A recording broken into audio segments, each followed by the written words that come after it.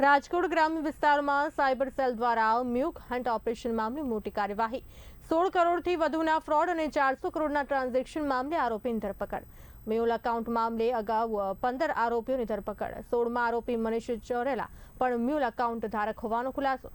સૌરાષ્ટ્રની ખાંભા, સાવરકુંડલા, લાઠી, ગોંડલ અને રાજકોટ બેડી માર્કેટિંગ યાર્ડમાં પેઢીઓ મારફત નાણાકીય વ્યવહારો થયા અને આ પેઢીઓમાં અંદાજિત 1500 કરોડના મ્યુલ એકાઉન્ટ વ્યવહારનો ખુલાસો થયો છે।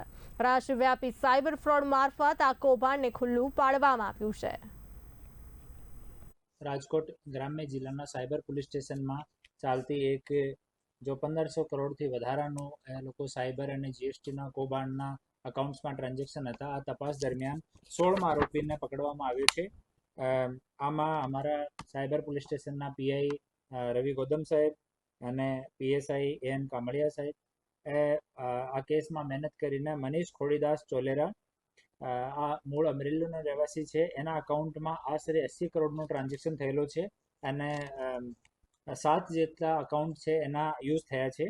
અને એની પાસે શિવ કોર્પોરેશન નામની પેઢી, હનુમંત ટ્રેડિંગ નામની પેઢી, Vraj enterprises, Sankalp traders, quality agri, Shri Vallabh traders, Radha Raman enterprises એટલી પેઢીઓએ 7 પેઢીઓએ બનાવી હતી અને એનો આ કૌભાંડમાં એ લોકો યુઝ કર્યો હતો।